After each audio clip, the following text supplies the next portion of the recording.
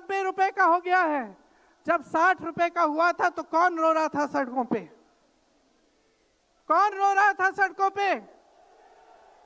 नरेंद्र मोदी जी बार बार कहे जा रहे थे, आज क्यों नहीं बोल रहे हैं डॉलर पे? निर्यात लगातार घट रहा है, आयात महंगा हो रहा है, विदेश नीति फेल हो गई है इनकी। हाथ पकड़ के चलते हैं ट्रंप जी के साथ, बड़े बड़े राष्ट्रपतियों के साथ, लेकिन जब समय आता है तो देश के साथ कोई खड़ा नहीं होता। ये है इनकी विदेश नीति। और इनकी नीति कि देश की सारी संपत्ति अपने दो चेलों को, अडानी जी और अंबानी जी को पकड़ा देते हैं। यहां देश का नौजवान महंगाई से जूझ रहा है, बेरोजगारी से जूझ रहा है, पेपर देता है, लीक हो जाता है, कोई उसकी सहायता नहीं है, नशे की तरफ जा रहा है, बैटिंग ऐप में पूरे दिन बिताता है। और बैटिंग ऐप चलाया कहां से जा रहा है? कहां से चलाया जा रहा है? सूत्रों के मुताबिक प्रधानमंत्री के ऑफिस में ही एक शख्स ने बैटिंग ऐप के साथ में घोटाले किए हैं। इसकी चर्चा होती है क्या सदन में? क्यों नहीं होती? आपकी बेरोजगारी की चर्चा होती है, महंगाई की चर्चा होती है, मेरी बहनें यहां खड़ी हैं, आपकी सुरक्षा की चर्चा होती है। न सदन में होगी, ना बड़ी बड़ी रैलियों में करेंगे ये लोग, ना आपके पास आकर आपसे बात करेंगे, आपके हालचाल पूछेंगे, आपसे पूछेंगे कि किस संघर्ष से आप गुजर रहे हो, कैसे जी रहे हो। क्योंकि हिम्मत नहीं रही इनकी, हिम्मत नहीं रही। जो था, जो बना था, जो 75 सालों से सबने संघर्ष करके बनाया था, वो सब तमाम बिगाड़ रखा है। आज इनको चुनाव आयोग की जरूरत है। चुनाव आयोग के बिना ये चुनाव नहीं जीत सकते। और याद रखिए, चुनाव आयोग के जो मुख्य 3 अधिकारी हैं, उनके नाम आप याद रखिए, कभी मत भूलिए इनके नाम, क्योंकि ये आज हमारे लोकतंत्र पर वार कर रहे हैं। इतिहास में कभी ऐसा नहीं हुआ कि पूरा विपक्ष कह रहा है कि हमें विश्वास नहीं है चुनाव आयोग में, इन चुनाव में हमारा विश्वास नहीं है, ये चुनाव ठीक ढंग से नहीं किए जा रहे हैं। चुनाव की घोषणा से लेकर वोटर लिस्ट, आचार संहिता, प्रचार, मतदान, मतगणना, ईवीएम और नतीजे से तक हर कदम को, हर चीज को संदिग्ध बना दिया है इन्होंने। इनके साथ साथ सारी संस्थाएं इनके सामने झुक गई हैं, सरकार के सामने झुक गई हैं, इनको झुकाया गया है। राहुल गांधी जी ने बिहार चुनाव में लंबी यात्रा की एसआईआर के खिलाफ। क्यों की? क्योंकि एसआईआर में ये वोट काटकर चुनाव का नतीजा अपने पक्ष में करना चाह रहे थे। अब यूपी में शुरू हो गया है, 3 करोड़ नाम काटे गए हैं यूपी में। कितना योग्य है ये चुनाव आयोग भाजपा के लिए? ज्ञानेश कुमार, सुखबीर सिंह सांधू और विवेक जोशी, मेरे साथ बोलिए, ज्ञानेश कुमार, सुखबीर सिंह सांधू, विवेक जोशी। ये देश इन 3 नामों को नहीं भूलेगा। ये चाहे कितने भी बड़े बड़े, ये कितने भी इंतजाम कर लें इन लोगों को बचाने के लिए, एक दिन इन्हें इस देश को जवाब देना पड़ेगा कि किस तरह से इन्होंने हमारे वोटों का अधिकार हमसे छीनने की कोशिश की, किस तरह से इन्होंने साजिश रची। हर मोर्चे पर ये सरकार विफल है, हर मोर्चे पर। आज न्यायपालिका दबाव में है। सारी मीडिया, मेरे भाई बहन मीडिया के जो यहाँ खड़े हैं, बेचारे मजबूर हैं। सारी मीडिया या अडानी जी की है या अंबानी जी की है।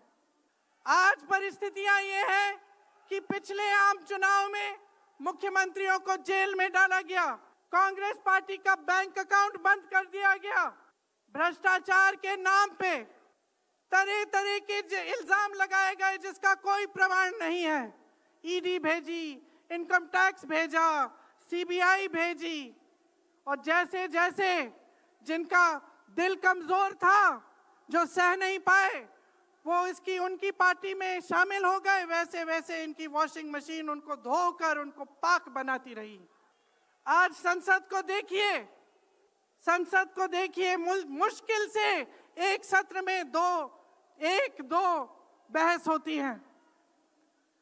और जब हमने कहा, राहुल जी ने मुद्दा उठाया, खड़गे जी ने मुद्दा उठाया कि हमें बहस करनी है चुनाव पे, एसआईआर पे, जिस तरह से वोट चोरी हो रही है उस पे, तो घबरा गए, मानी नहीं बात।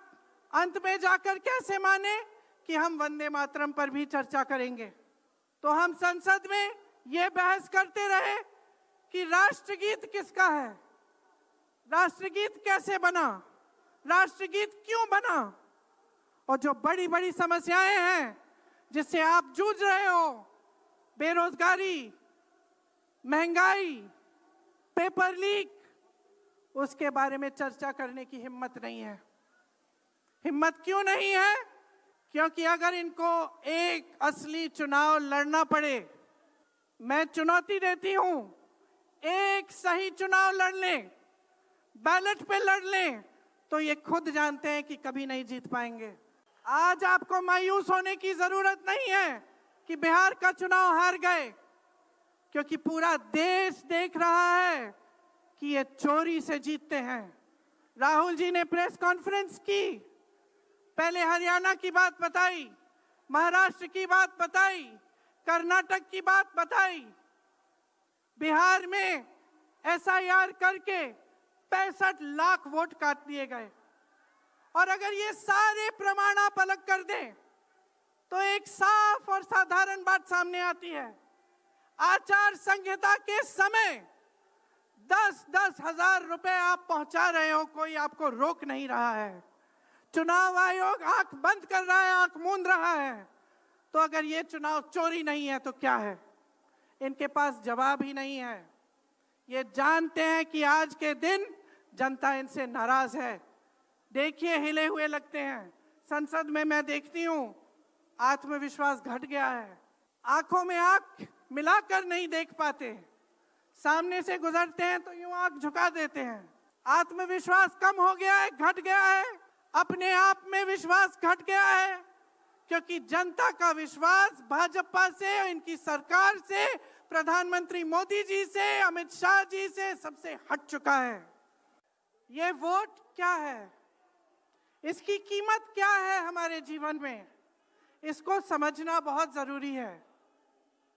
बहुत समय पहले जब आजादी की लड़ाई शुरू हो रही थी और नेहरू जी जगह जगह जाते थे लोगों से मिलने के लिए, तो एक नारा गूंजता था। जब वो पहुंचते थे तो देश की जनता भारत माता की जय जयकार करती थी। उस समय नेहरू जी ने इस बात का उल्लेख किया कि भारत माता क्या है। उन्होंने कहा कि भारत की प्राकृतिक संपत्ति, भारत की नदियां, भारत के पहाड़, भारत के खेत तो भारत माता है ही, लेकिन भारत की जनता, भारत का एक एक बेटा, एक एक बेटी, जो इस धरती का पुत्र है, जो इस धरती की पुत्री है, वे सब भारत माता के अंश हैं। वे सब एक तरह से भारत माता ही हैं। और इसी सोच, इसी भावना ने हमारे संविधान को बनाया। इसी भावना ने आप सबको एक एक वोट दिया, जिससे आपका सबसे बड़ा अधिकार सरकार को चुनने का, सरकार को गिराने का आपको मिले। इसी सोच ने, इसी भावना ने इस तरह की संस्थाएं बनाई कि लोकतंत्र को मजबूत रखें। कैसी संस्थाएं थी ये? न्यायपालिका, मीडिया, संसद, ये राजनीतिक दल जिसका हम भाग हैं, विपक्षी दल, सत्ता पक्ष के जो नेता हैं वो, चुनाव आयोग, ये सब जनता के हित की रक्षा के लिए बनाए गए। इसीलिए जब आज हम देखते हैं कि इन सब संस्थाओं को कुचला जा रहा है, तो एक एक भारतवासी को उठना चाहिए, जागना चाहिए और ये समझना चाहिए कि जो वार हो रहा है वो सिर्फ इन संस्थाओं पर नहीं, लेकिन हम सब पर, आप सब पर, एक एक देश के पुत्र पर, एक एक देश की पुत्री पर वार हो रहा है और इसे समझना बहुत ज्यादा जरूरी है।